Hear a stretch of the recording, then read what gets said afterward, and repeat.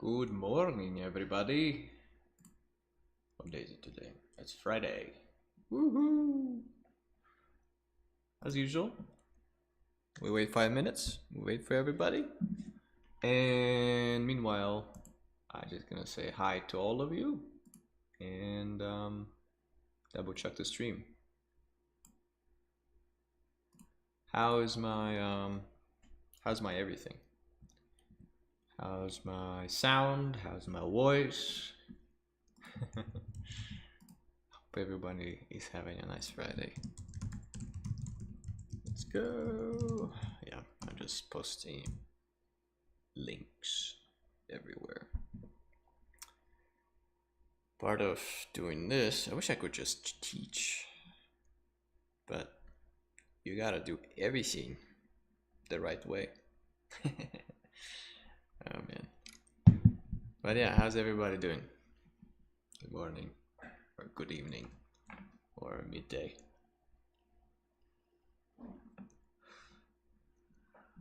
Vikings assemble!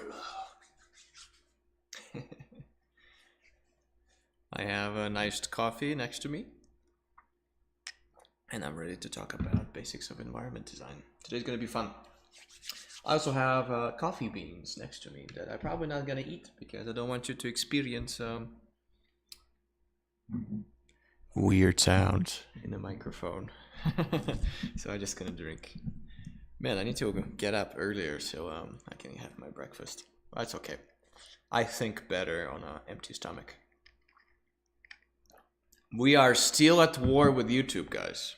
So, what are we gonna spam in the chat today? It's your choice. What do you want to do? What do you want to spam in the chat? For people who don't know what we're talking about, we're trying to break the YouTube algorithm. So, to bring activity of the live chat box, you can decide on a sentence of your own, like Valhalla forever, or I don't know, something like that, and then just copy paste it over and over again, and hopefully that way YouTube will be tricked into thinking that there's more. It's like it's like at war. When you have 5 people and you try to surround the whole village, and then you like make fake soldiers to appear that there's more of you than there actually is. Yeah, so maybe today's copy pasta is gonna be the village dying battle.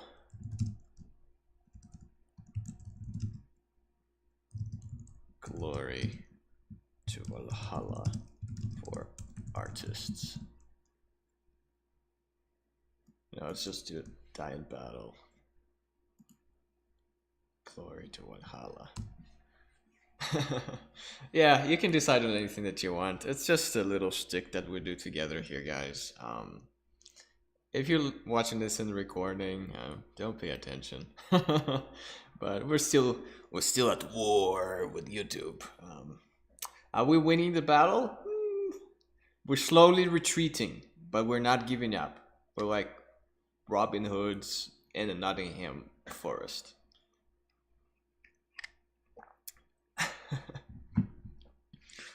Wow. Hell yeah. Good job, guys. Good job, guys. Get the visibility up. Beat the YouTube.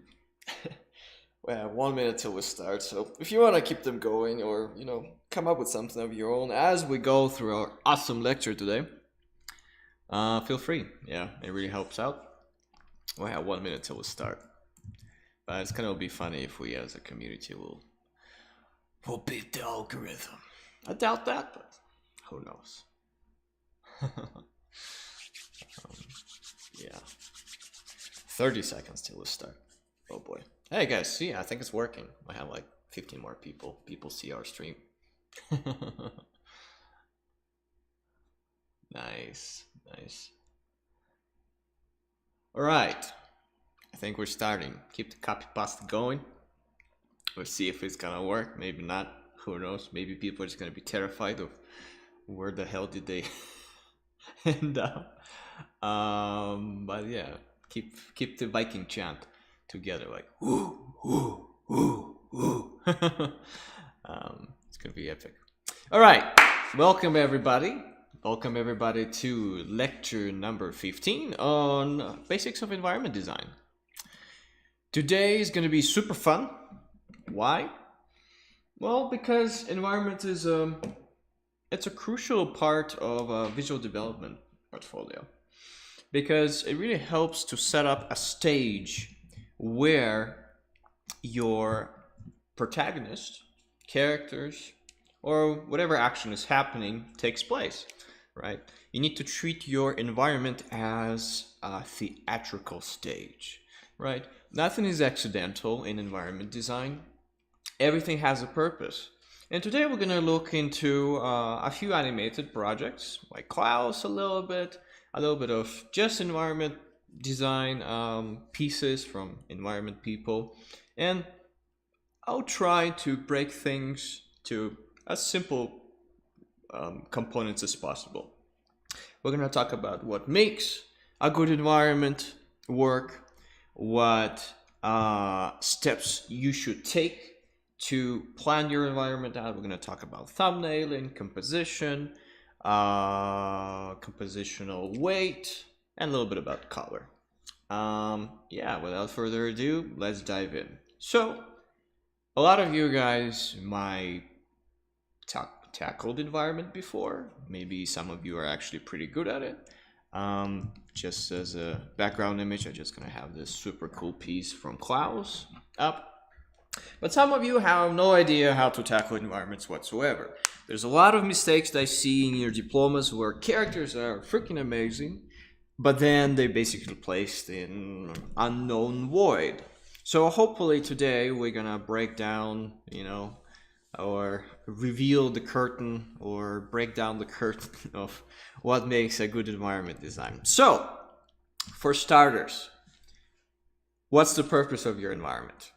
Because in my brain, or in my understanding of environments, usually there's a few things that goes into planning your environment. First, the environment itself is your focal point.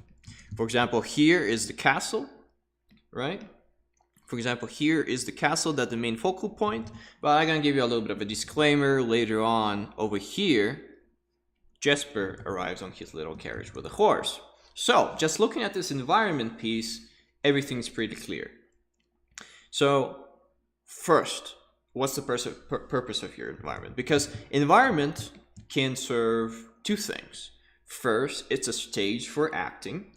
For example, I'm going to show, say, my pieces, right? So, environment here is basically designed around the action or the interaction of the conversation of those guys talking about death. This is my another project called Seeker. A Catholic priest who's losing his faith and trying to, talk himself out of it and trying to find God again, And in every piece that I do here, environment is there to support my main cast. It's a stage specifically designed to emphasize the focal point, which is the character itself and what he's doing in the scene, right? Sometimes there's environments that environment itself solves as a focal point, right? So for example, we have transitional shots of Jesper traveling, right? And we have like a little dot traveling here somewhere, right? But the environment itself is the focal point, the entirety of it. Then we have classic, video game environment designs. And in here, usually the environment tackles one thing, right? What is the world, where the things take place, and then when this first piece is done, then they can zoom in and explore a little bit more in terms of what the textures of the road are, what the roads are, what the buildings look like. And remember in our lecture about fundamentals of storyboarding, every shot that you see here is basically an establishing shot. Right? Mr. Cameraman is pretty far away.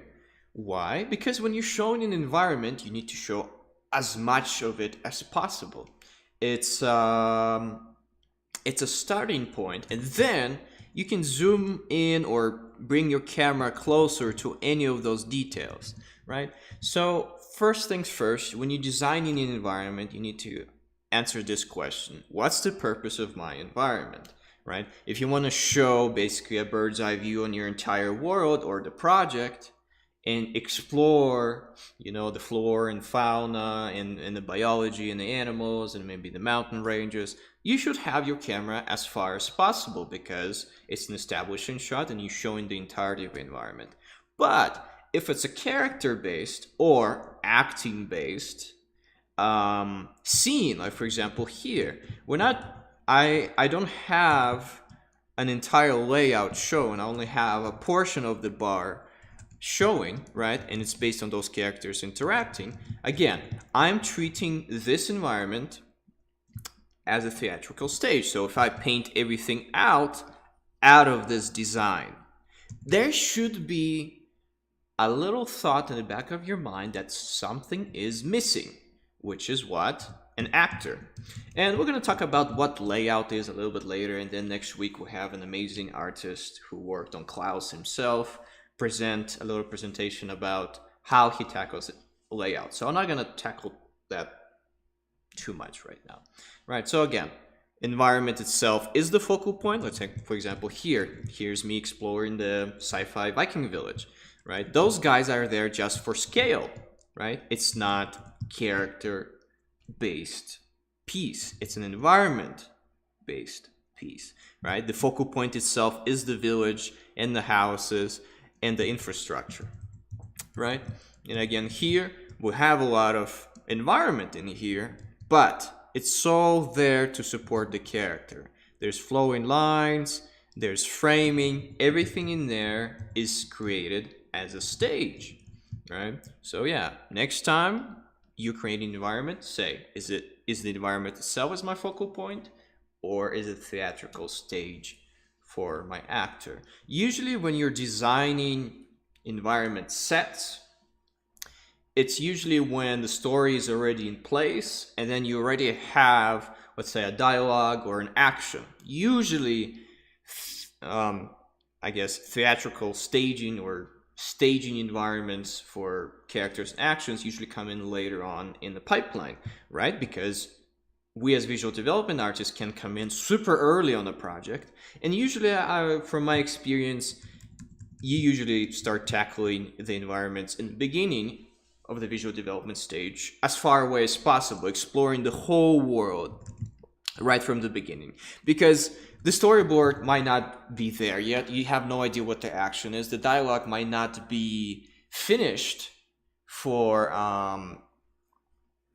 the story, right? And the only thing that you know is where the action or the whole story takes place. So usually early on in the pre-production and the visual development pipeline, you will do something like this. Just the environment itself, the mood, the atmosphere, and everything else is the focal point of the piece. And then you can put little Vikings or little characters there just for scale, or birds for scale. Like for example, you know, in a lot of environments you have a bunch of birds. That's there just to convince how big. Like for example, here, look, there's just a bunch of check marks, right? So birds are there just to convince the scale of the environment. Okay, so again, character-based staging-wise, theatrical stage for interaction and action, and then environment itself is the focal point to explore the world building, all that jazz, right? So next, what makes a good environment art, right? Doesn't really matter if it's stage-wise or is it environment itself is the focal point, right? And let me just write down. So first, make a decision. Is it character design based as the focal point? Question mark, right? And I'm gonna draw a castle here. Is it environment itself, like a building or something else, is the focal point itself? So it's either this or this. Could it be both? Sometimes. But usually, if you're trying to tell too many things with one image, it's usually a bad image. But, you know, some people are really good and they can pull it off. But, you know, for your sakes, keep everything simple. Okay, let's dive into what makes a good environment design? So first of all is composition, right? So first of all, composition. Secondly, and maybe it's not a particular order. This is the thing that you have to think about. Composition, value, 3, depth plus flow. And I'll explain what the flow is. It's a little bit ties in into our gesture lecture. So if anyone didn't listen to the gesture lecture, please do that because you'll just have more context. So let's break it up one by one. Depth, flow, and balance. It's part of the composition, but I like to put it in a part 3. So composition. Every time when you're doing an environment, your shapes and the way you position them in the environment are there to, again, make your focal point pop. So first of all, let's look at this piece on clouds and maybe some other ones, and just dissect how they use composition to their advantage. So first of all, to understand, is your composition working? I just want all of you guys to close your eyes, and then on count of 3, we're just gonna open them, and we're gonna ask ourselves, where do we look first? Right? 1, 2, 3. Right? Right away, we look here. Why? Well, because first of all, let's look at flowing lines or guidelines. You know, everything is flowing into our environment. Those are guidelines, invisible guidelines for our eyes, and then the detail here is also pointing towards the castle, right? So first of all, when you are thinking about your focal point, again, everything is in the environment is there to support it. So if you know what your focal point is, it's usually good to start from there and then build everything else around it. So I'm pretty sure that the artist himself who did this probably sketched out the castle. He knew that it needed to be far away, so he put it in a middle ground, right? And then he's like, all right, what's going to be in the foreground? So he did this, and then some hills, and I'm like, okay, cool. It works now. So first thing is flow or guidelines. Second is depth. What I see a lot of the times is that people do not have a good understanding what foreground, middle ground, foreground is. Just to dumb it down for you guys, usually, let's say those are the trees here, you know, you have to treat everything almost like it's origami, right? When you cut out your layers, right, you have something in the foreground, right? Then you have, let's say, a hill in the middle ground, so foreground, middle ground, and then you have like a castle in the foreground, right? And maybe in the foreground you have like a mountain for extra depth, right? Foreground, I would say super foreground, right? So every time when you make it in an environment, you have to think what's in front of the camera, what's a little bit farther away, and what's the furthest away. Because if there's no depth in your image, you will not sell the scale. You will not sell that it's a real thing that you can walk into. Our jobs as environment/visual development artists is to create an illusion that you can just walk into the picture and be part of it, right? So again, foreground, middle ground, foreground, right? I'll just make it like this so it's visible. Foreground. And again, our eye can jump from one plane to another plane. And our eye loves when it can travel. When it stops traveling, like, you know, a lot of the times people will block, like, for example, let's just do, you know, I don't know, let's just do this. You know, this looks bad. We cannot travel to the thing. There's no guidelines going there. It's just boom, and there's a castle there. You know, let's imagine if we totally blocked the castle here. I don't know, like this.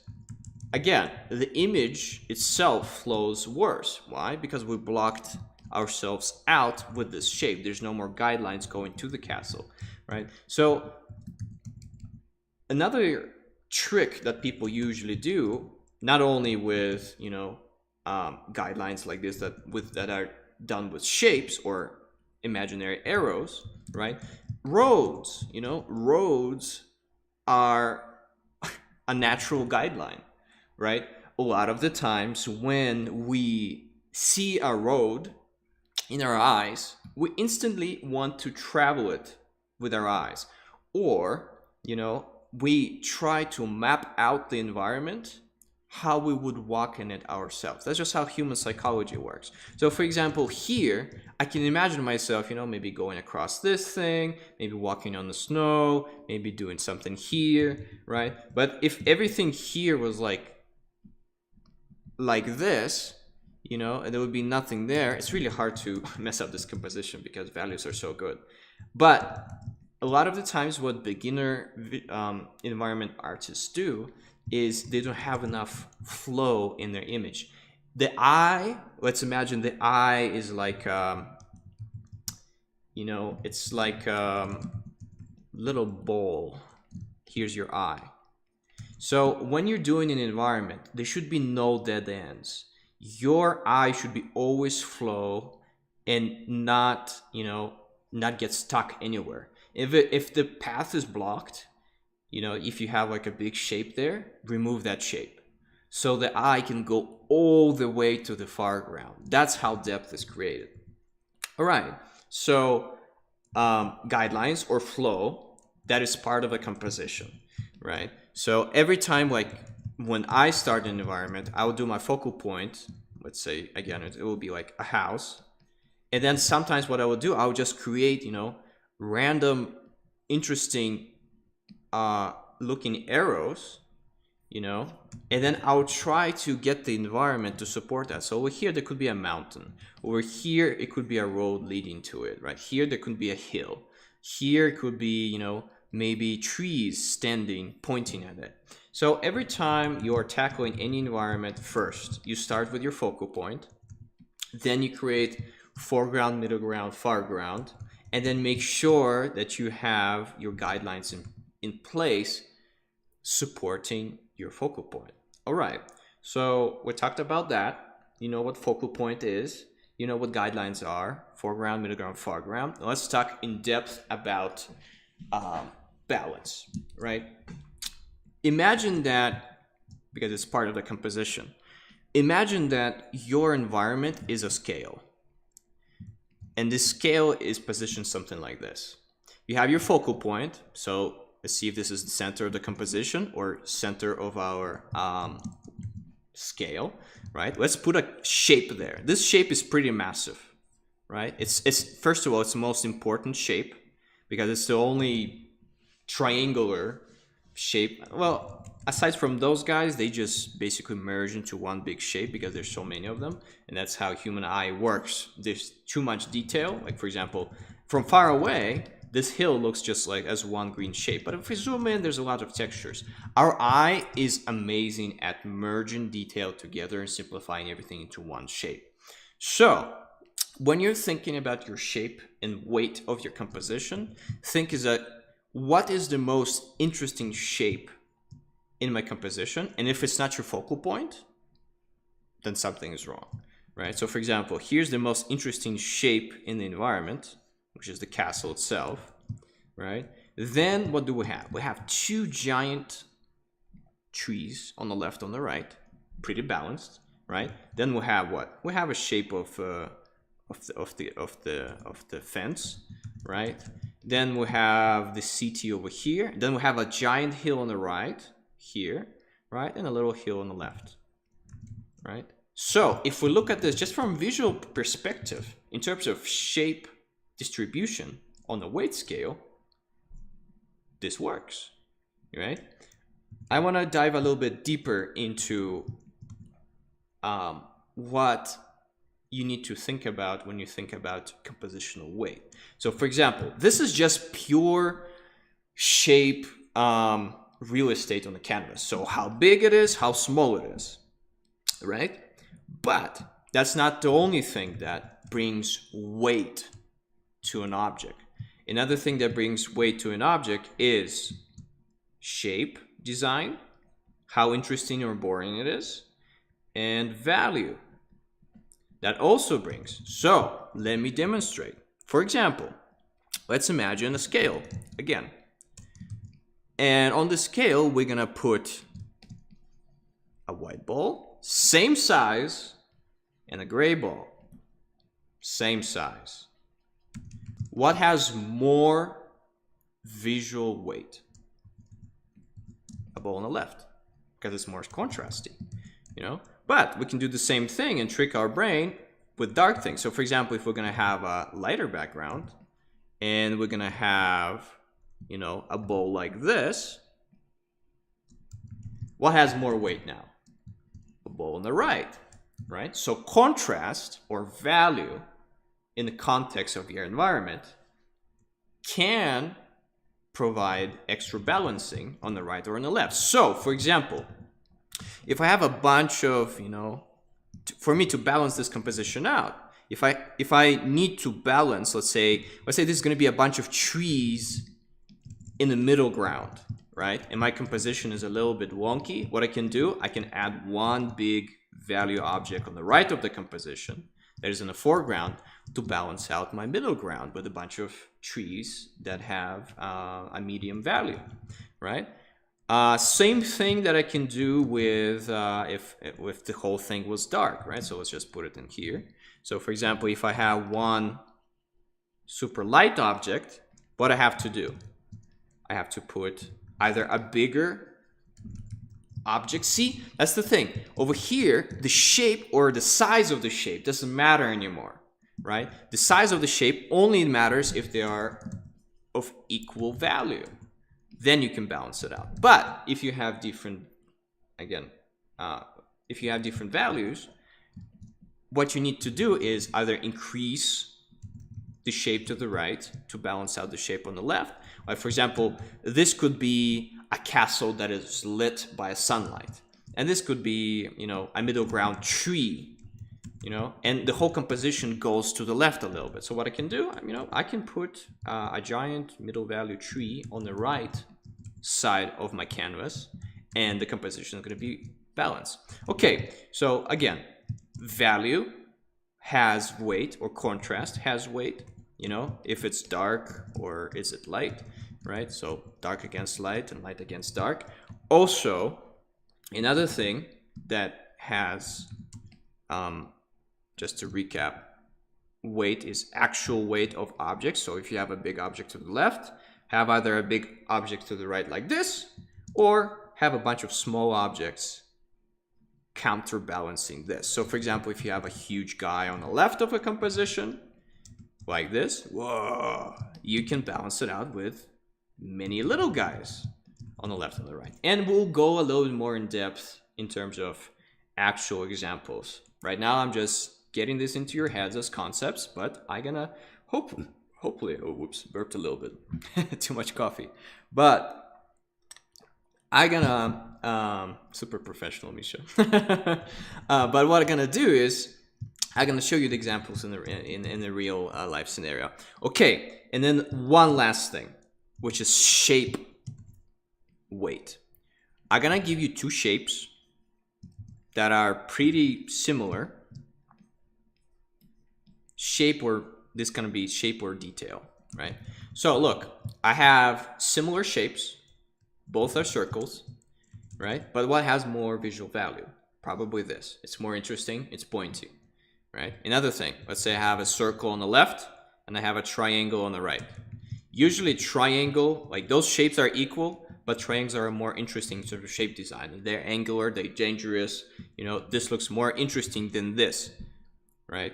Or let's say if we're gonna have something similar of, I'm trying to not to draw something weird. So for example, if we're gonna have this and that, this has more visual weight than this. right? Why? Just because it's wonkier. It's more interesting than a circle. So sometimes you might have a problem. You're gonna have like a bunch of trees, and then you're gonna make a wonky tree, and right away the eye is going to go to the right, and the whole composition is going to shift to the right a little bit, right?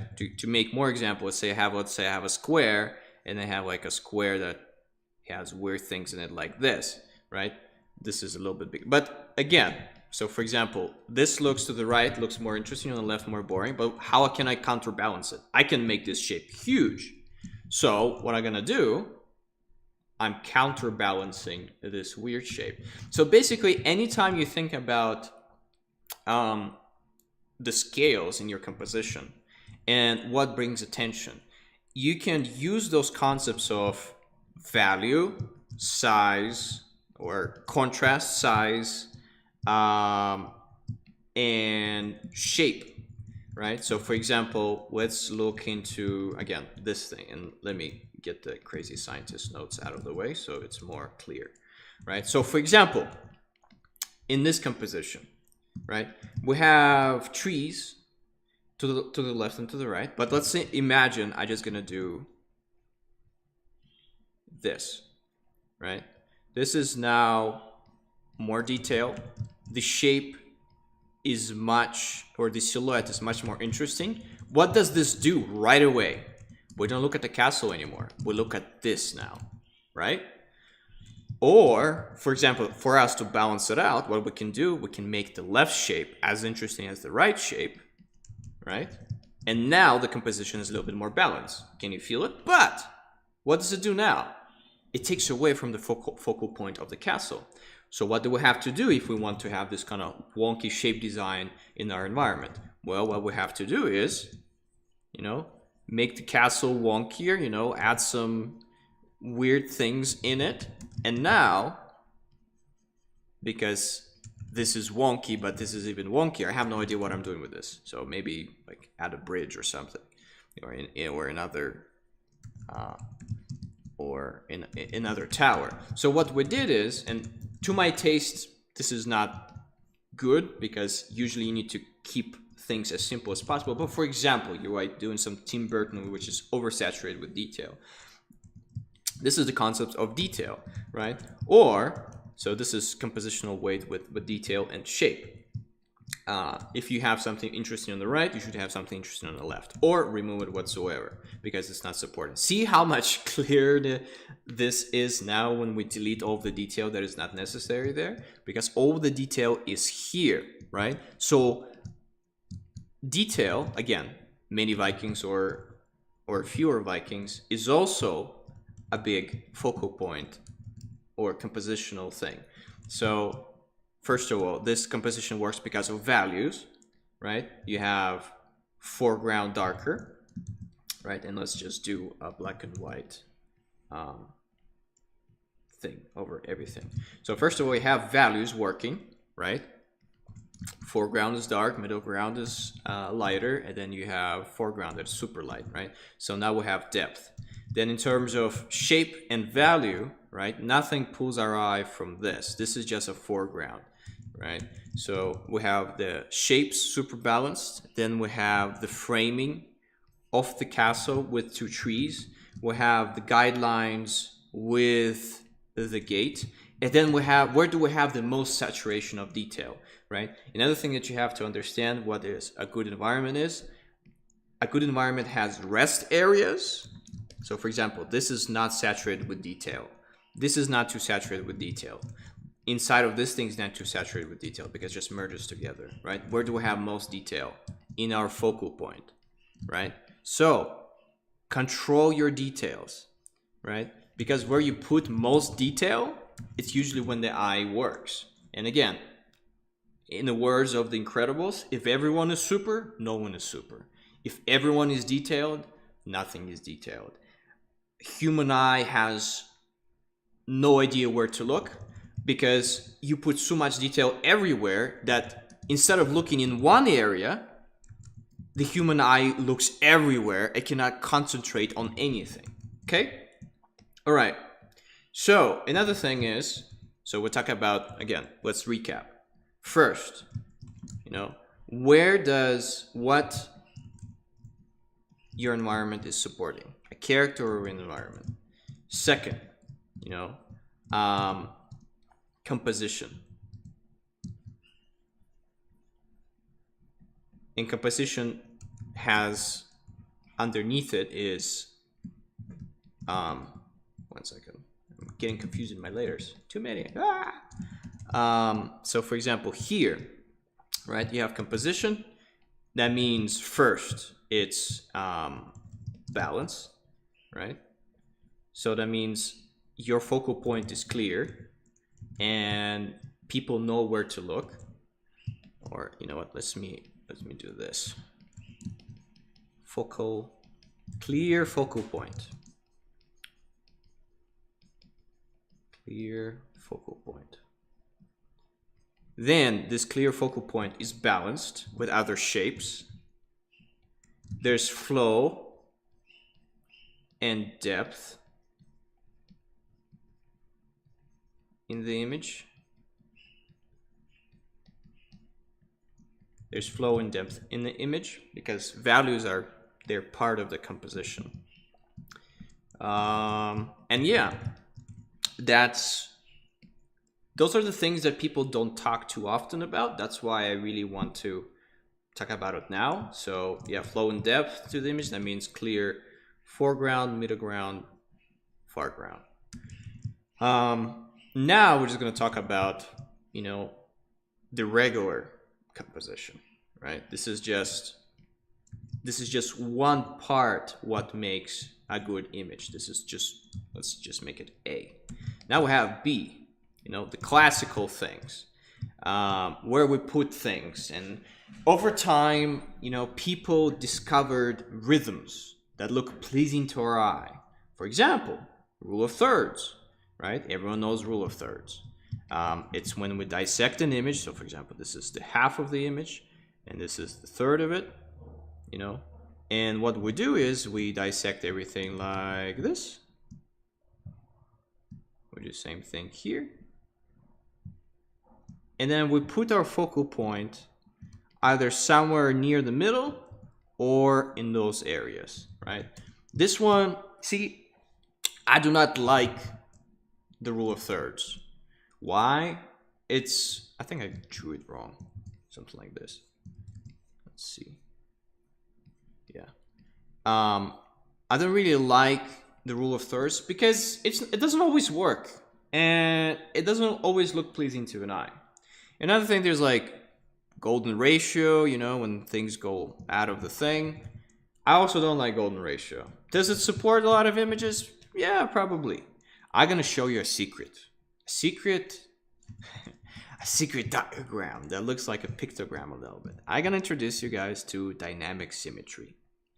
Dynamic symmetry is awesome, and this is how you Google it. It's a term from photography. You know, and dynamic symmetry looks something like this. It's not really a rule of thirds. It's not really this and that, but see how much better this fits the picture versus the rule of thirds or anything else, right? So dynamic symmetry is not very, it's not gonna have any boundaries. It's an interesting flow of lines together that makes up a pretty dynamic looking image. So let's analyze this grid on top of many images. So for example, here, see the flow of the castle, and I didn't do it perfectly, but the flow of the castle mimics this line right here, right? The trees, see this shape here? They also mimic this line. So now this line and this line, they go intact and they point to the focal point. There's a lot of invisible lines too. I'm gonna talk about those too. So for example, this tree is also like, look at the shape of this. It also mimics this and creates a nice flow, right? Look at the hill here. Also mimics this line right here. Look at the hill here. Same thing, right? Look at the positions of towers here and here. Also same rhythm. right? So dynamic symmetry can basically place on almost any image and will make sense. Remember when I talked about invisible lines? I used dynamic symmetry. I used dynamic symmetry unknowingly for a really long time, and then when I discovered it, I was like, "Oh my god!" I follow the dynamic symmetry to the T almost every image of mine. So look at this. There's first of all the shapes of the towers mimic this. You know, this tower here also goes down, right? Look at the eyesight of the guy looking into the distance. You have to understand that human brain looks for rhythms everywhere. What do we see when another person looks into the distance? We'll try to see what that person is looking at. So sometimes a guideline can be a human's eye looking somewhere, right? Same thing here. This guy's looking here. We have his hand supporting this. And then we have the towers here. And yeah, and then we have this thing going into perspective. And then we have the arms here, and those guys generally support also this. Some people may say that this is kind of like a triangular composition, could be, but for me dynamic symmetry is like a rule of thirds on steroids, and everything that you want, everything that you need to know technically. Like, look, let's get the same grid and then put it, you know, right here, for example, right? Just see if there's anything that follows this this grid, right? So for example, we have detail, right? Bell number 1, bell number 2, following this thing, right? Then we have see those bells when they touch the line, they also form this rhythm, right? The arc, like say the bells here, also support this line here, right? What else? Like the flow of the detail here in here also follows this line. So what, and of course there's many things to this composition. Again, there's flowing lines that all go towards the focal point. You know, you cannot miss it because it's right there. The framing of the character, you have to also keep that in mind. Value works. Where's the most contrast in this image is? Remember, in terms of visual weight, our most contrasty part is here. That means what? The focal point has the most visual weight. Another thing that look here. What's the most contrasty thing in this image? It's those guys, right? So I follow the rule of what? I follow the rule of value weight, the flow of lines, right? And even though there's a lot of detail here, but look at the value range between this and that. They're not so contrasty. That means they have less value, less visual weight than this guy. But this guy is the most interesting shape. If we compare it to everything else, right? This looks much more interesting than this. Another thing, those things are repetitive shapes, right? And because those are repetitive shapes, our brain is kind of like, well, here's where we, again, implement the rule of shape design, right? If you have a bunch of shapes that look the same, what does our brain do? It merges into one massive form, right? And then if we have on top of many, many bells a human figure, it's instantly gonna pop out. But let's say if we have our character look like a bell himself. So for example, if the design of this guy was like this, right? What's gonna happen? Our focal point is not clear, right? All right, so this is dynamic symmetry. It's super cool. Research it on your own time a little bit better, right? Because we still need to, and we're gonna maybe tackle it in a storytelling lecture in our week, I forgot, 7 or 8, when we will be diving into keyframes. Right now we're talking only about the environment. So yeah, rule of thirds works. I really like dynamic symmetry. There's a whole book that is written about compositional tricks, what you have to think about is that technically, yes, they are rules in the environment, right? Whoops, a little bit. But for the most part, you can break them as long as you have some kind of, as long as you follow in some guidelines of what visually looks pleasing, which is balance. So, for example, this thing is from a book called Composition of Outdoor Painting by Edgar Pine, I think. It's been written like 80 years ago. And over there, he's basically talking about the same thing that we're talking, but he dissected or analyzed or observed common rhythms in an environment, right? So for example, see, same thing with weight, right? So you have a big object on the left and you have a small object on the right. See, big tree, small tree, right? Same thing here. I'm not sure what he called this, balance scales, right? It's just a nice composition in terms of you have the focal point of the mountain, and then if you put a tree on the right, you put a tree on the left. If you put the right tree on the right again, you put a tree on the left. And then also remember the path. It should be walkable by us, so the composition has depth. Then he has like a circular kind of rhythm that also appears in nature. And then he has like an S shape that also like provides depth. And then this is, again, same thing, him just playing around with shapes in a composition. Then he talks about triangular composition. I really like triangle composition myself because usually you can put like something at the top of the focal point and then you have something here. Usually triangular shapes in compositions are great. Why? Because triangulars have a nice flow. So it might just go circular like this. Circular compositions also are pretty good, right? Because you can just go clockwise or counterclockwise and it's basically looped like a time clock, right? This cross rhythm that he points out, for me, it's just overlap. An overlap is good in composition when things go one on top of another, because that means another shape is somewhere behind and you're in front. But yeah, as you can see, if you can find a rhythm in your composition, that's what composition is order out of chaos.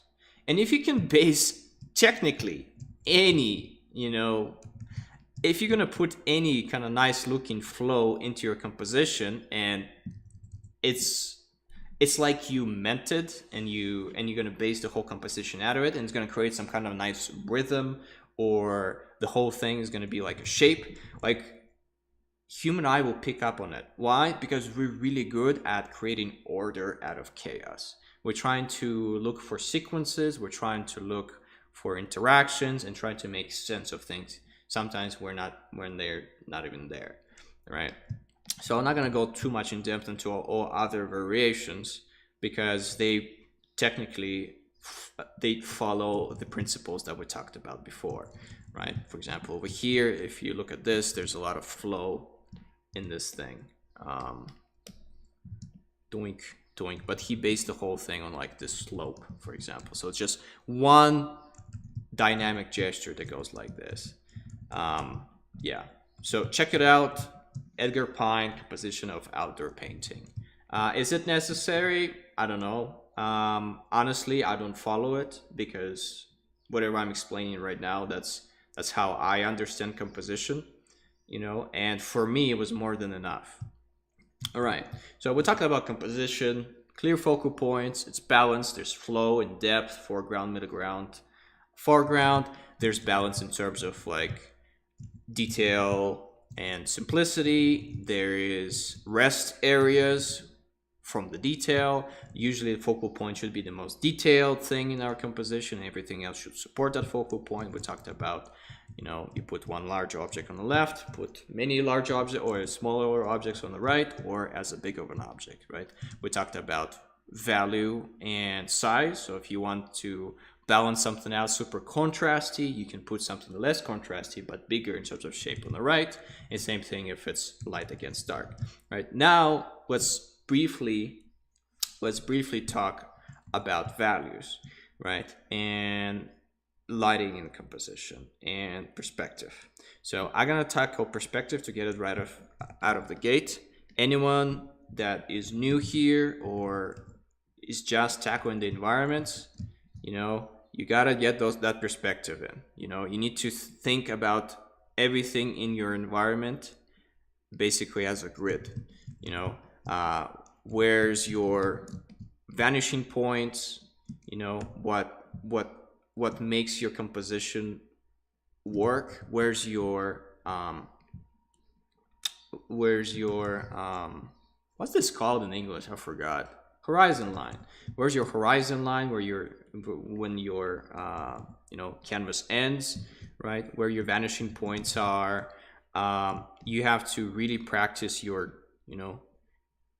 cubes or squares and triangles, because a lot of that is one ugly cube. But what I mean is, you have to really study perspective to be really good at environment, right? Because technically you can simplify everything as a very simple shape, and then place it in the environment itself.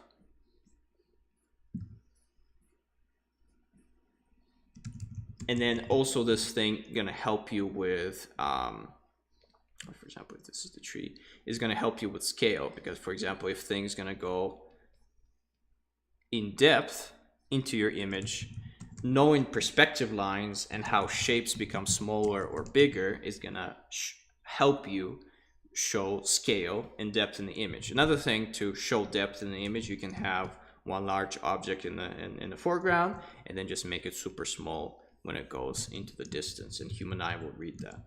Because for example, if there was no trees here that represented maybe the thing, maybe we still would have figured out that this is a pretty big castle, right? But a lot of the times when you want to show scale and depth, you can have one object that is in the foreground that a human brain can read out, and then you can have the same object like super small here, for example, to show how far away the composition went, right? So perspective is very important. There's 3 types of perspectives: 1 point, 2 point, 3 point. And we're not gonna have the time to go into that big of a fundamental, so just research it on your own time. But again, understanding where your horizon line is, and how your whole image reacts with in the perspective is really, really important. Without it, you won't be able to place things in basically on your Lego table, right? So perspective is the tool to put things farther away or closer away, and how they will skew and change shape according to the perspective. So yeah, that's very valuable to know. Okay, so now what we're gonna go into is value, right? Value groupings and understanding how a good environment looks with good values on it. So I'm gonna have more examples. So again, usually when we start with any environment, where do we start? Again, what is the focal point? Is it staging? Is it the environment itself is the focal point? And then we start doing some line work stuff, right? So here's the mountain, here's that, and there's a house there. There's something in the foreground, there's going to be something in the background, right? So we have our basic shapes. We have our balance of the scales, right? So things here, and everything leads to maybe to the focal point itself. But then what we need to do is we need to figure out a simple value grouping, because values is what carries our shapes, is what carries our silhouettes, and what carries our readability. So for example, this one, right? Super simple: foreground, middle ground, foreground, middle ground, foreground, right? 1, 2, 3 rule. There's depth, there's atmospheric perspective, we're going to talk about a little bit later, that sells the scale. And before they jump into color, they just solve, again, look at this from weight point of view. There's a giant weight here, there's a weight here, giant weight here, here, right? And if we just put all of this on a scale, I'm going to tell you this is going to be very balanced, right? But values is what dictates our focal point, because the general rule of thumb is for depth, this is the most boring value range, but it's the most commonly seen in nature. It's the most commonly seen in all of the environment arts. If we're going to look at any environment, it usually follows the 1, 2, 3 rule, right? Something dark in the foreground, like look at my image, you know, something dark in the foreground, lighter, lighter, lighter, lighter, and then with compositional things like shape and then framing, I have the focal point that is a little bit darker, is that is dark against light. If we look at other artists, right? If we look at other artists, like for example, here you go, right? Again, dark here, a little bit lighter, a little bit lighter. Same thing, right? This is a little bit trickier value range, but for the most part, it follows the same thing. Or for example, this is a very dark image. I'm going to show it later on in color, but again, dark in the foreground, lighter, lighter, lighter, right?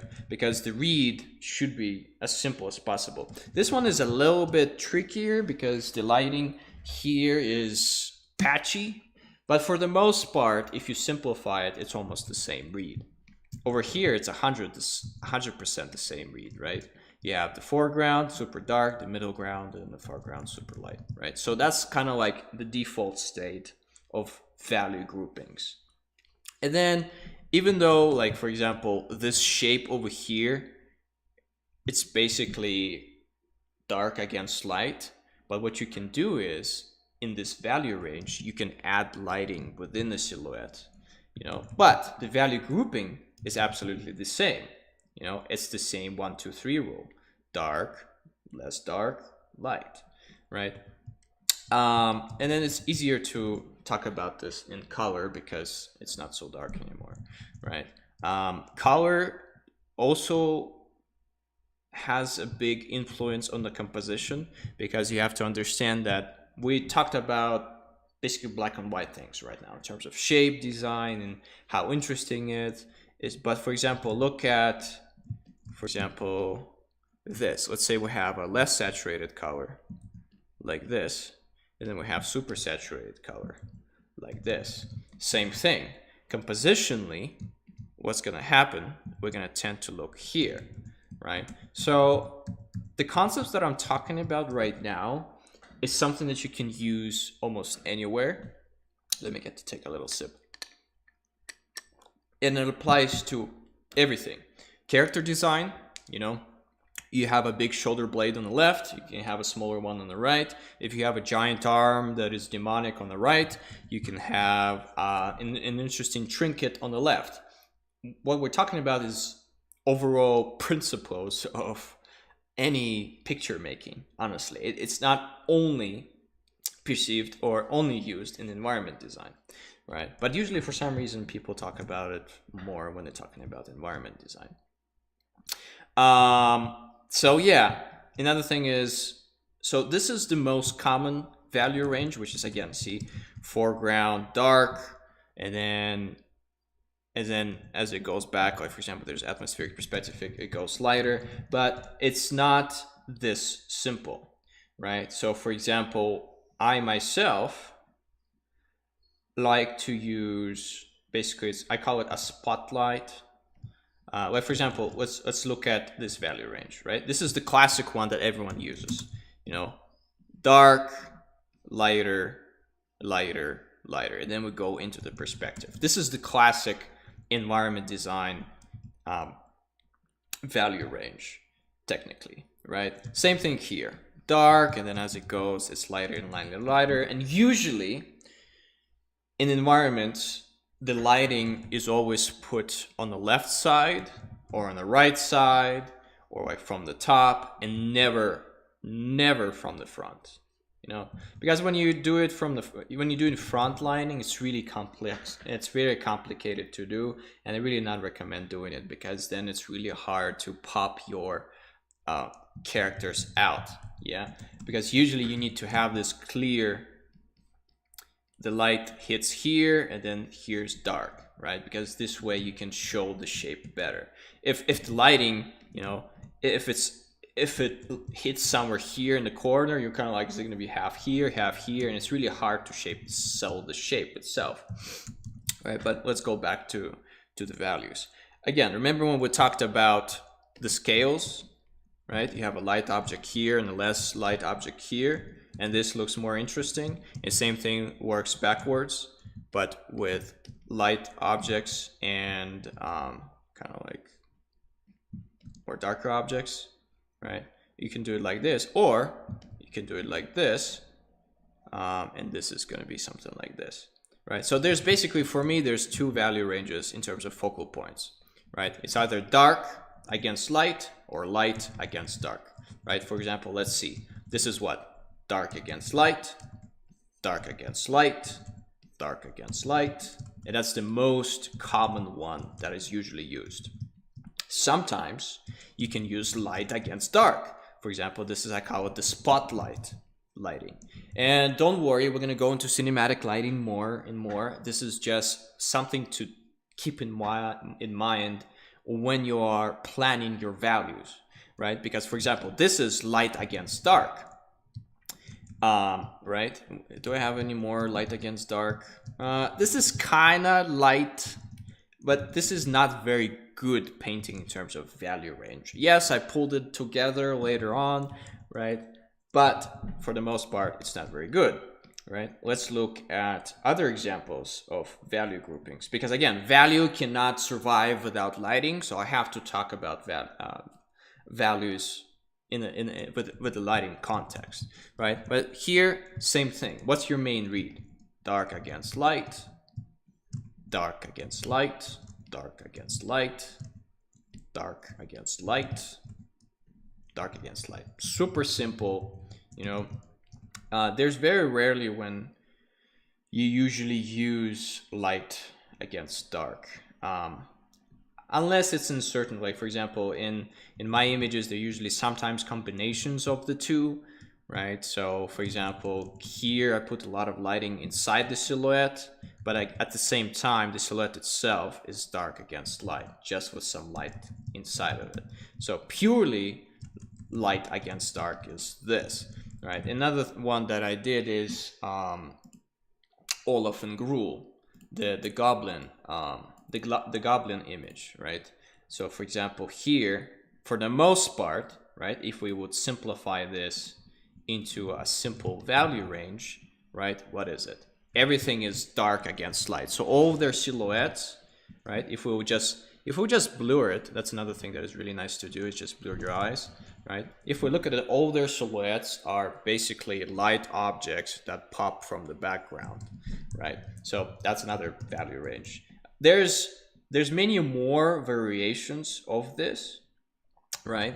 Like for example, this is studies by my really good friend Ira. She's a formal student of mine, but right now she's too cool to call her my student, right? So what she did sometimes is she would do value studies of masters, right?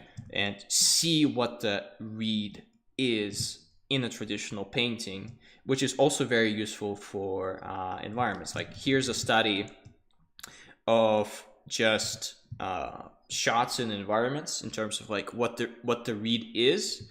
And what she would do is sometimes she would do 2 values and then 3 value studies, right? So for example, she has an environment here and she would ask herself what the read is. Is it dark against light, right? So this is dark. This is crap. Come on. Yeah. So this is dark against light and this is dark against light, right? So this whole shape is like this, right? Then she would do everything in 3 values. So the only thing that added is foreground things that go into perspective, which is called atmospheric perspective, right? For example, same thing here. Again, lighting is on the left. Here's some more diffused lighting, and we're going to be talking about lighting scenarios later on in our color and light week. Right now we're just talking about fundamentals of the environment design, right? So same thing here. She did 2 value study. This is a little bit more of a 3, but for the most part it's 3 value studies, right? What is the main read? And again, lighting here plays a big role because lighting makes those shapes. Again, see, the lighting is it's a little bit from here, right? But at the same time, you still can see the planes of the object, right? It's the same thing here. What is the simple statement of the values here? Dark against light. And again, when you're thinking about your composition in an environment, you have to oversimplify it you need to merge together as many things as possible. So for example, see here, she merged the entire forest into one big shape, right? And then you can just take this shape and paint it in, for example, right? And then she did this a lot with a lot of traditional paintings. And I really, really, really recommend you to look at any environment that you see or the world around you in terms of simple shapes and simple values. Because if you can imagine this diagram while you look at this, you know, your life is just going to be much simpler. Because for the most part, we try to think about the painting in this regard, but if we can't think about the painting in a simple value range in terms of like 2 or 3 values, we're just going to get lost, right? So for example, again, I'll go back to the Klaus example because for some reason we're using that and I really like that piece, right? Again, what are the main values here? If we would just do like a study of it, right?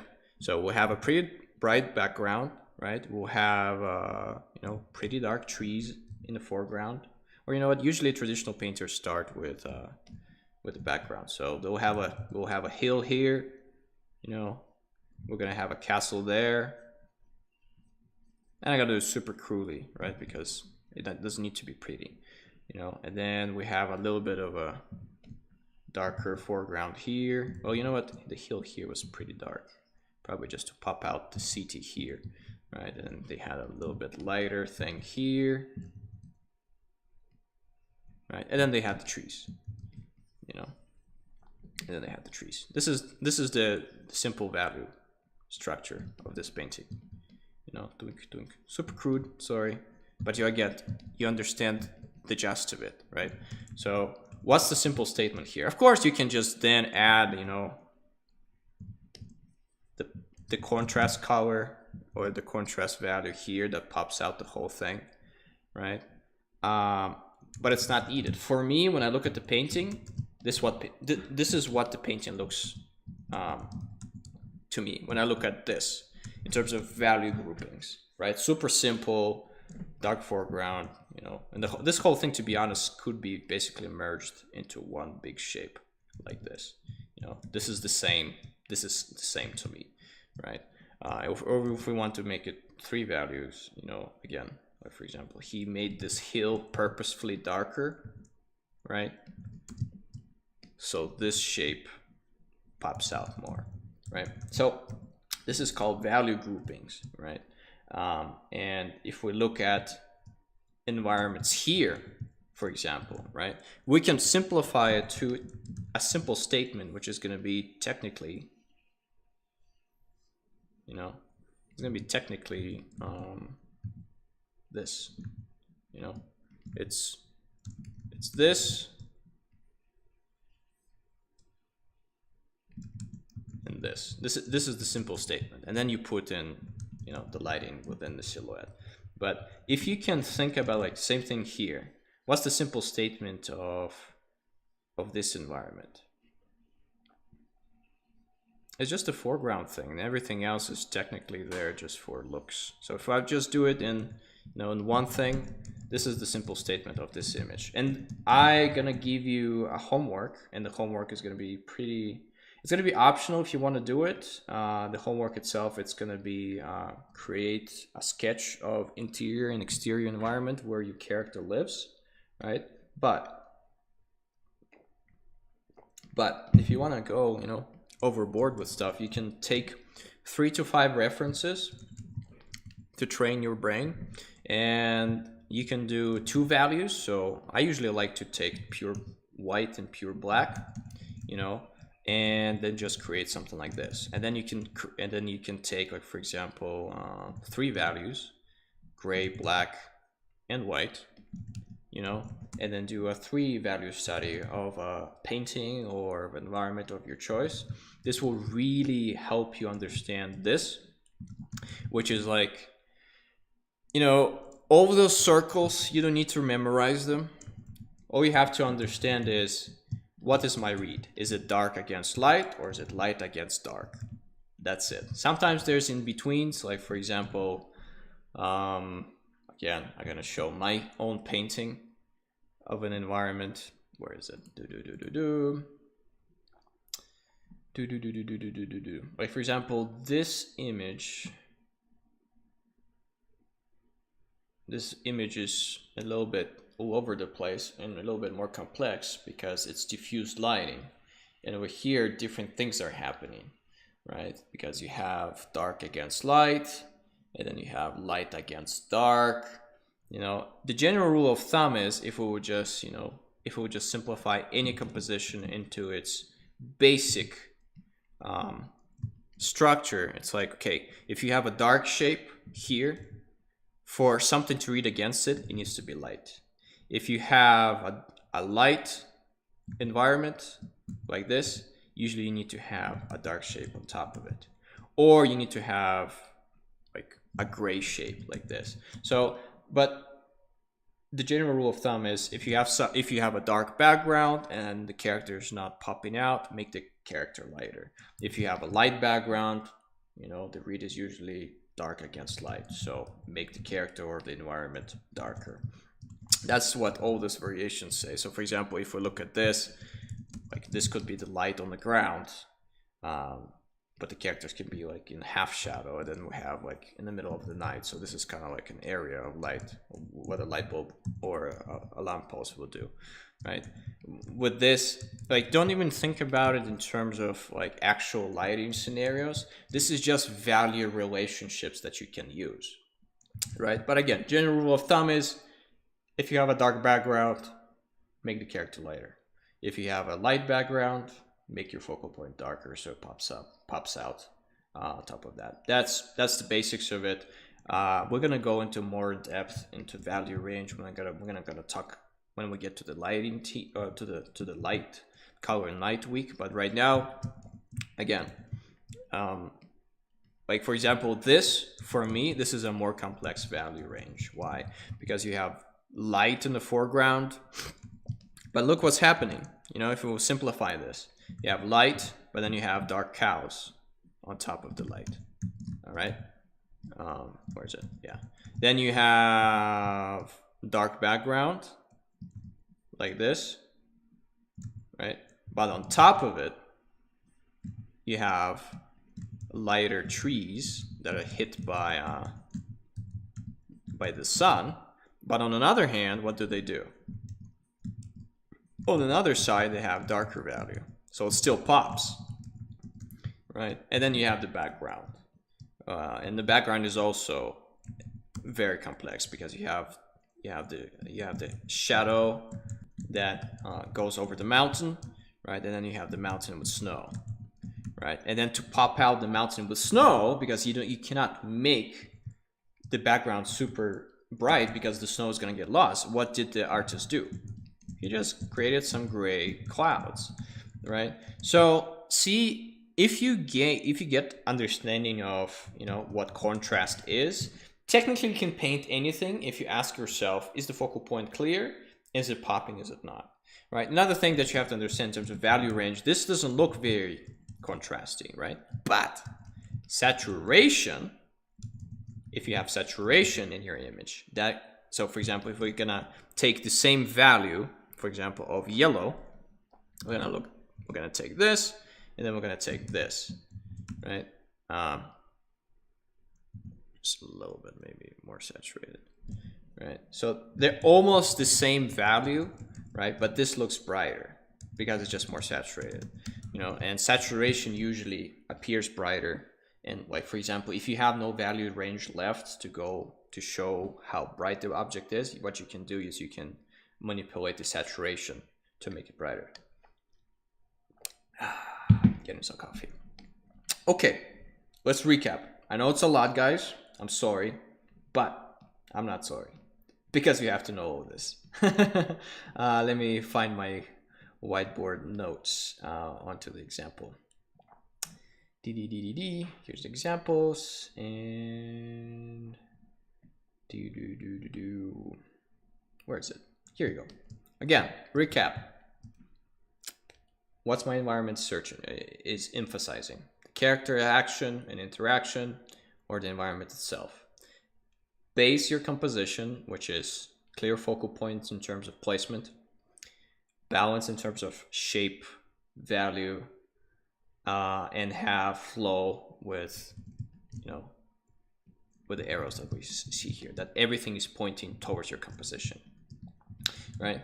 Have clear foreground, middle ground, foreground, right? And usually put your light bulb in terms of light either on the left or on the right or on the top, so the planes of your objects are clear and understandable, right? In almost every single environment that we see here, the light bulb is placed either on the right or on the left, or it's a super simple value structure in terms of like foreground, middle ground, foreground, and the value structure of dark, less dark, right? Think about your weight in your composition in terms of shape, size, and value, right? Because again, lighter or darker things get, more attractive they get, right? Like for example, look at this. This thing is the brightest spot and the darkest spot in the image. This place is the darkest spot. That's why it has the most visual weight. Here, the whole image is kind of the focal point, but still, see, you have the guidelines through the cows. The only thing that I'm kind of sad that this whole composition is blocked off. Just look what happens if I just gonna free it up a little bit. What happens? We can travel there and see the image is instantly having more depth than this. Look, see? Yeah, and experiment with dynamic symmetry. Dynamic symmetry is super awesome and super cool. If you want, go and do the homework for your for the value range, which is, where is it? Which is this. Let me hide all of this. Take a masterpiece or environment that you like, dissect it into two values. So two values will look something like this. It's just dark and light. This exercise is also very good for studying lighting. And then if you want to challenge you a little bit more, and again, this is optional, go and do first two and then add a third value in to see how it goes. The homework itself is going to be just create a line work of your environment. So it's going to be two environments, one exterior, so something that looks kind of like,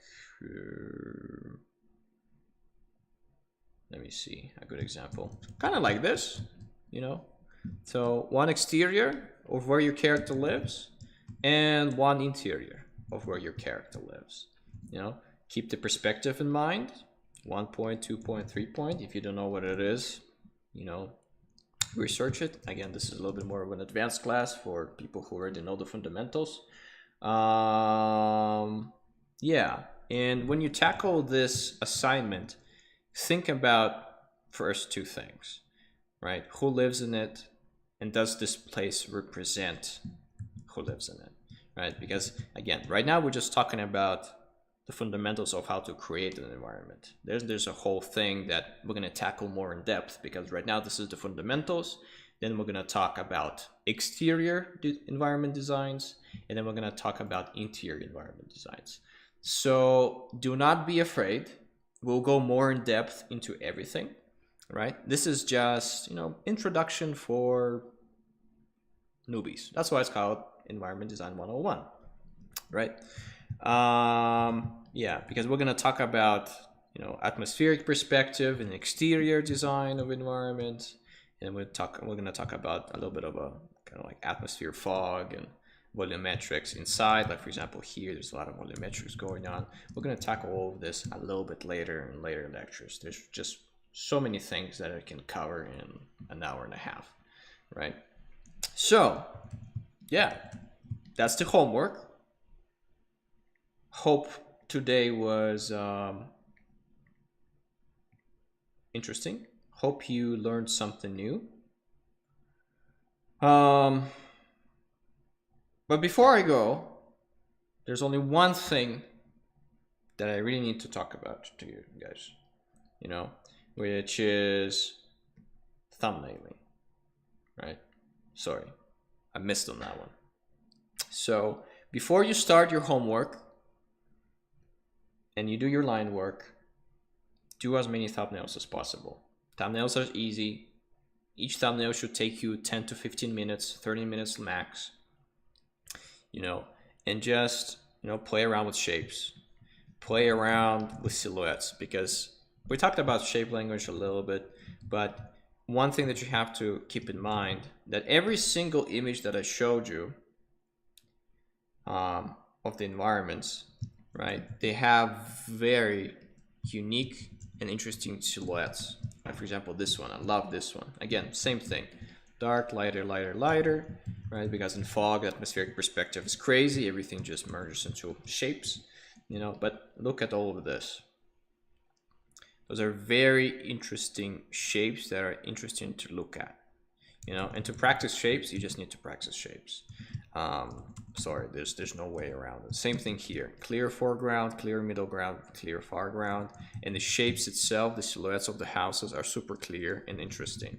So for example, when you are creating any environment, always think about them, or the silhouettes itself, or the focal points, as super clear, super easy to look at silhouettes, and then from simplicity go to complexity. So for example, when you're going to be doing your line work and then doing the value thingamajig, do as many thumbnails as possible. I don't know, 3 to 5 at least. I'm gonna dive deeper in explaining the homework in the homework assignments, so do not worry, but thumbnailing is one of the key elements of creating any environment, because before you commit to anything, like for example, this is like a cityscape design, you have to all right, what my camera angle is. And we talked about camera angles before. Do you want to show the scale? Do you want to show how little the village is? Blah, blah, blah, blah, blah, blah. Right? You can, in a thumbnail stage, you can test your shapes, you can test your lighting, you can test your idea and see if it sucks or not without committing 15 to 20 hours. And it sucks to, figure out on hour 30 that your painting sucks in terms of value range, and then you try to, fix it up and save it with like final render, and you try to polish. I call it polishing a turd. You try to polish a turd to the best ability as possible, and then that works. So thumbnailing is what makes your design process of any environment, honestly, any image, much, much simpler, right? So do not pass on thumbnail. So again, interior, exterior sketch of where your character lives. If he travels, then come up with something. But for example, what would a Viking hut will look from the inside? Always ask yourself, what does he eat? What's your daily activities are? There's like a bunch of monster heads put on a wall. Is there like a bunch of knives sticking out of like a table because he's bored and he just throws them around? What's the outside looks like? If there's like a fish place that he dissects it, does he fish? Does he have like a form of transportation?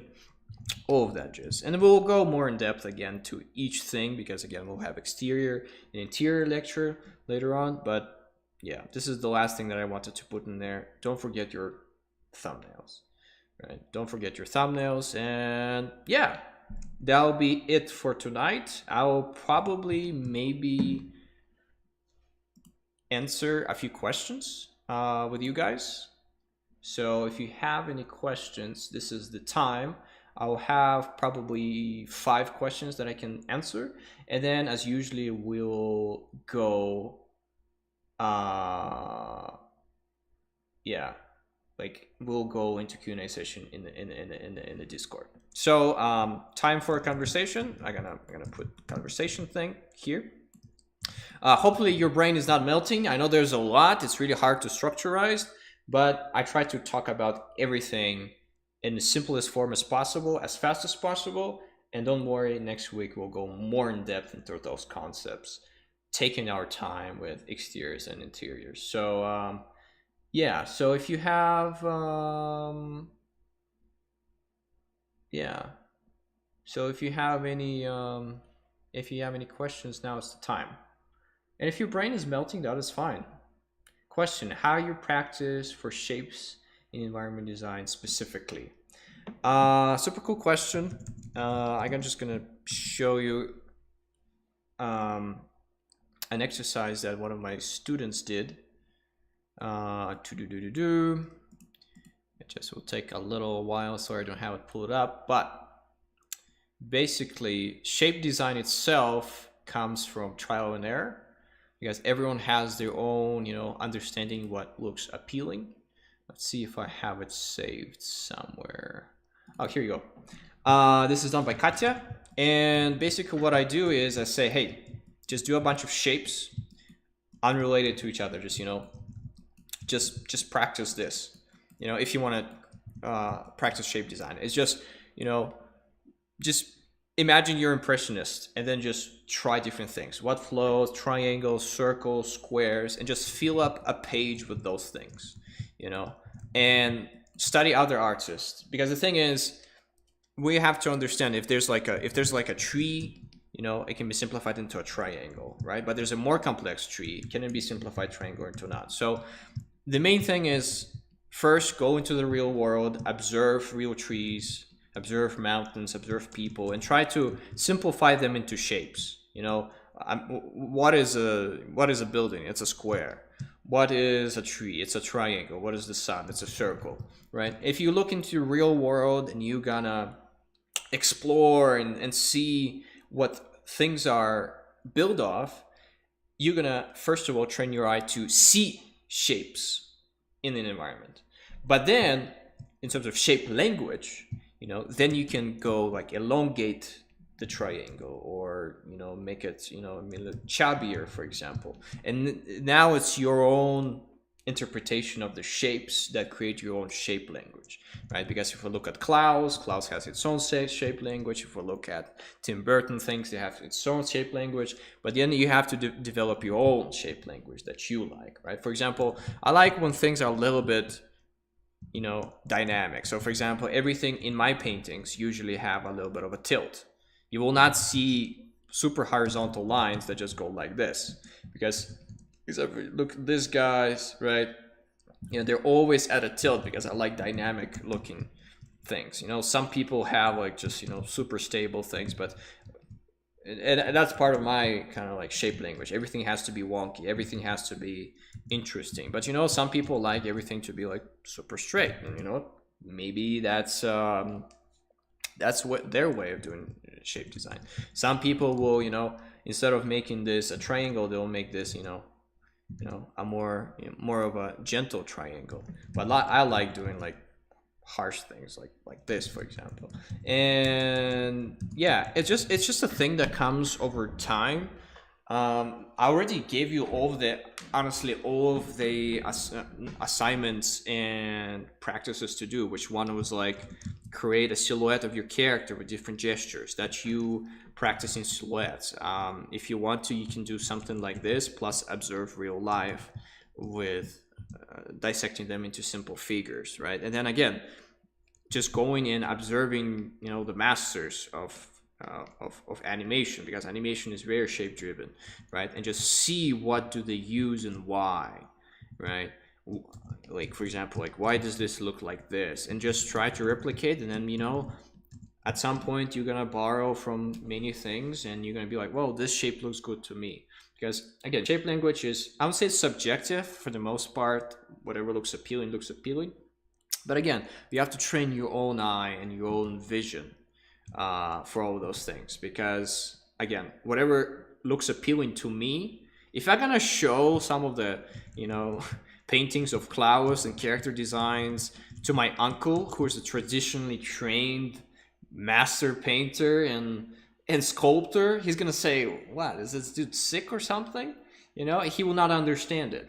But for us, it looks appealing. So again, shape language is subjective. Some people don't understand stylized. Some people like only realism. So it all comes to you observing real life, practicing your shape language just by filling up a page with different shapes and how they relate to each other, and get practice, practice, practice. And over time, over years, you'll develop something what it's called your own vision or your own filter or perspective and your own taste. And that's what you should thrive for. And again, studying the masters and people that you like and inspired by. Right. Question. I know value range is relative, but how do you choose how dark and light apart from each other? We're gonna cover it a little bit later because, man, lighting is a whole nother subject. But basically, you can have a high key painting or a low key painting. You know, a high key painting, that means the value range is super close to each other. And then low key painting, like for example, do I have a clear low key painting example here? Like for example, did I delete that? Examples Klaus. Like for example, this is a pretty low key painting. Why? Because for example, the difference between this and this is low, right? There's still some there's still contrast, but for example, the difference between the value here, which is, I'll just make it, which is kind of this, and then this, is not very big, right? So it's a low key painting.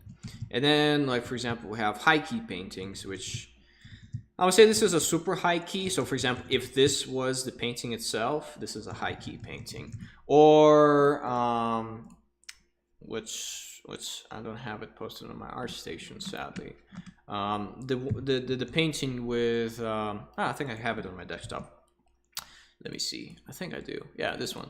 Like for example, this is a pretty high key painting, right? Because look at the value range of this. If I'm gonna color pick it, it's gonna be it's gonna be in the upper corner of my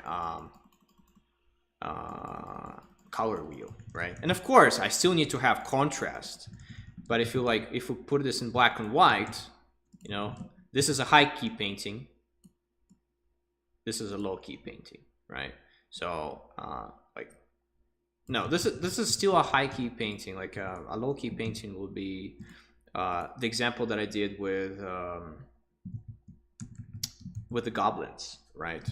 Or this. It's when you have very low amount of contrast and people kind of have to. So usually night scenes are like that. So those are low key paintings, and high key paintings, something like this. How do I choose it? Well, time of day dictates. Is it high key or is it low key? Is the sun super bright? And it's usually means high value ranges in terms of high contrast and high brightness. Therefore, probably it's going to be high key painting. If it's in the dark in some kind of closed off area and there's kind of like very little, like for example, there's ambient light and it's dark and there's like one super low lit something, it's going to be a low key painting. Low key paintings are very minute. It's much interesting to see at contrast. So a lot of the times what you're going to see is the light value is going to be much brighter than the mid, and then like for example, that's what makes shots cinematic. Sorry, I'm going to the rant again, but to wrap this whole thing up, like for example, cinematic frames, they have this is pretty cinematic. They'll have a super high key or high value for the light, but then everything else is going to be much darker. So if we turn this into black and white, this is what creates drama. The difference between the brightest bright and midtones and darkness, right? And that's usually what creates drama. That's what creates cinematic look. But we're going to talk about it a little bit later, right? Like for example, traditional painters, and we have more of a traditional painting here. They don't usually have that dramatic of a value range, right? I guess unless it's like snowy things, right? But for example, here everything is pretty close to each other, and we have only one highlight, which is there. So this is kind of like a mid-value range kind of a painting. But again, here they pop the colors not with contrast, right? But they pop it with color. That's a whole another subject matter that I'm not willing to tackle right now because we're going to be sitting for another 5 hours. Because right now, for example, the left one, the ground looks like, for example, color, what the color did here, I'm going to match the painting with values. So for example, the values of the trees also appear brighter because of saturation. So the values themselves are lying. So for example, this is the painting on the left that we perceive, and this is how we technically perceive it into the real values, because again, if you turn things into black and white, they don't always represent the value range, because color and saturation is a whole another thing that brings extra brightness. Because for example, if you look at this looks bright and awesome. This looks like there's no way it's a sunny image. This doesn't look right? And that's when Photoshop or Paint.si or any filter, when we turn it to black and white, lies to us, because it doesn't account to what? Doesn't account to brightness and saturation. So for example, we can just make it like this. We just make it a little bit brighter. This looks more correct than this, right? But this is the actual values if we turn it to black and white. So yeah. So the way you choose it, you look at the time of day, you look at what the emotional state of the scene is, and then you choose your value range. If it's usually something bright and cheerful and you don't need to go into darkness, high key paintings are good. If you want to go into something spooky and weird, you can go low key paintings. But usually you want to go something in the middle, right? When you have the regular good images is when you have a good mid value range, a few darkest darks, but not too much, and then you have one highlight. It's either be contrasted color of white or black. Yeah. So is there any more questions? Oh, we got attacked by an adult bot again. It's nice to be wanted. All right, question. Do you think that light is crucial to sell the environment well? Because sometimes clients want the neutral lighting to see the environment. Is it bad approach or should fight against? I say this, your environment and the lighting for the environment is usually, it's a good selling point. Presentation is really important. Lighting is a big part of the environment. So for example, some environments have always, like for example, if you look at Castlevania TV show, sorry, that was a very weird sneeze. So for example, if you're gonna have like a castle of Dracula, it's gonna be always under moonlight. So why not create a moonlight scenario for the castle to show how it's gonna look forever at the show, with like 2 or 3 variations of it, maybe on fire or destroyed, right? So for me, lighting, that is a big part of environment design. But should your environment look good by itself without any lighting? Yes, because shape design of and the silhouette of your environment should say, hey, this is scary, or this is bright, or this is cheerful. You know, the design of the towers or castles or the trees show, basically every step of the way, it should emphasize the story, what you're trying to say. And if you take the lighting away from it, it shouldn't be destroyed. But sometimes lighting is a crucial element of the environment. If you take it away, the environment is going to look meh, right? So then you just gotta stand your ground, say, hey, the lighting in the scene is basically 50% of what sells the environment. So I cannot do just a layout. Sometimes you need to do a layout for 3D modelers, right? It depends on what stage of a pipeline you're in, right? But for the most part, for me personally, lighting should be part of the environment design in finalized stages when you're going to do color and finalize it. Yeah. And then let's do one more question. Any quick tips for choosing camera and interior shots? Place it somewhere that it shows most of the environment. If you need to remove artificially a wall, you can lie sometimes, about those things. Like in the movies, they always, they do the fake rooms, which is kind of like a half cube, and then one of the walls is removed and then place camera there. So if you need to do that, it's okay to lie. In art, it's not okay to lie in real life, right? So it's fine.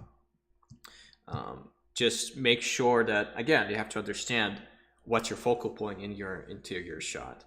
Because the thing is, guys, if you are more concept art based, what you can do is you can do just a layout if you want, kind of like a see-through of the house, and then you can do an interior shot.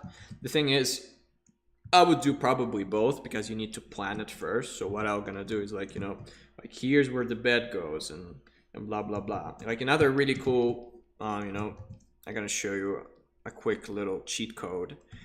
If you're gonna just design your layout, so for example, this is the table, this is the shelf, this is the bed where the character sleeps, this is the chair, or here's a window, and here's like a giant bare carpet, for example. Right? What you can do is you can just do everything top down, and then what you can do is you can just you can skew it in perspective like this, and then you can just drop the opacity down and be like, okay, over here I have a shelf, you just draw a shelf, and then over here I have a table, and you draw a table, and then over here I have a bed. And it's just very simple, and then I have a carpet here, and it's a very simple way of pre-visualizing your layout without actually committing to it, just from the top-down view. I think I borrowed this method from storyboard artists. They do it a lot in their work, so you're welcome. It should be useful. Yeah, it's a pretty good method. Yeah, so again, to recap, because we went on a rant, and again, let's go to the Q&A session after this. First, think about your exterior and interior. So do like kind of, do a little mock-up with what's inside of the house. Because the thing is, if you're just going to do a layout like this and you're just going to show what's inside of it, it's going to be easy for you to do keyframes.